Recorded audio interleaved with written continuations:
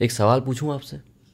जब किसी से प्यार होता है या फिर ऐसा लगता है कि you have started to like this person, तो वो जो शुरुआती पसंदगी होती है उसका अंदाज़ा आपको कैसे आता है? कभी नोटिस किया है ये? शायद आप कहेंगे कि उनको देखते ही या फिर उनके बारे में सोचते ही आप मुस्कुराने लगते हो। नहीं, वो बाहर की बात है, पर अंदर पता है कब पता चलता है? ऐसे।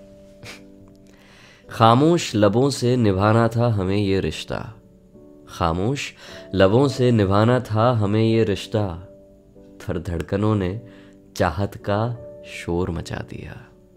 ये कमबख्त धड़कनों ने चाहत का शोर मचा दिया, खामोश लबों से निभाना था हमें ये रिश्ता।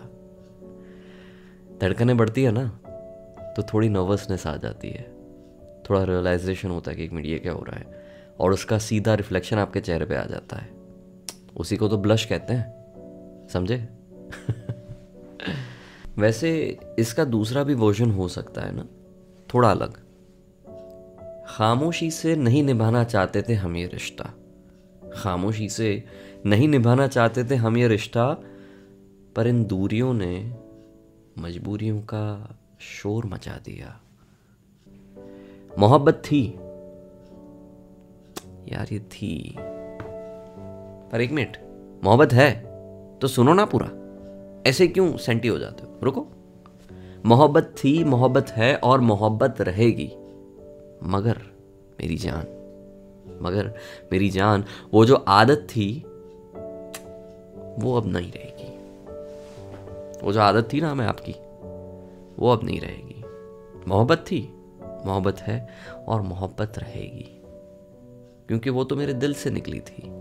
हाँ, तेरे लिए थी, तू ना रही तो क्या हुआ, मोहब्बत तो है, क्योंकि वो मेरे दिल से निकली थी। जब तक मैं जिंदा हूं मोहब्बत जिंदा है, और मैं जिंदाबाद तो मोहब्बत जिंदाबाद। तो हाँ, मोहब्बत थी, मोहब्बत है और मोहब्बत रहेगी। ठीक है, ठीक है यार। आज आपको ऐसा लगता है कि मेरा मूड थोड़ा अलग है, मुझे अभी अभी रियलाइज़ हुआ, क्योंकि जनरली ना मैं बड़ा आराम आराम से बात करता हूँ, पर आज पता नहीं एक अलग ही एनर्जी है, despite of me being in such a different sort of health. बताइएगा मुझे अगर आपको ऐसा लगता है, and if you are liking this energy तो भी बताइएगा, अगर नहीं भी पसंद है तो मत बताइएगा। चलिए आगे बढ़ते हैं। खामोशी की बात हमने की।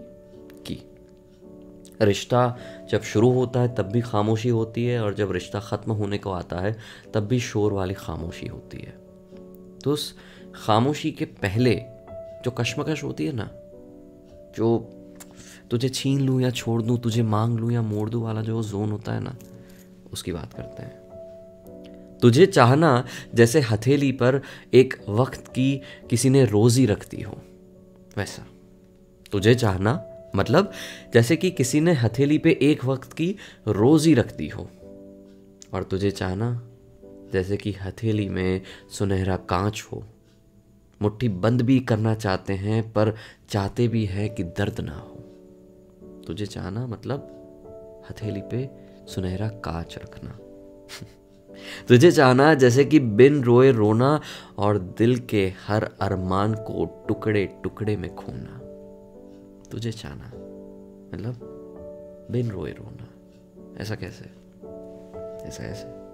तुझे चाहना जैसे भरे हुए मन से जिंदगी का खालीपन लिखना, और जब उस डायरी को खोले तो हर पन्ना हर लफ्ज खारे पानी से बिखरा बिखरा पाना।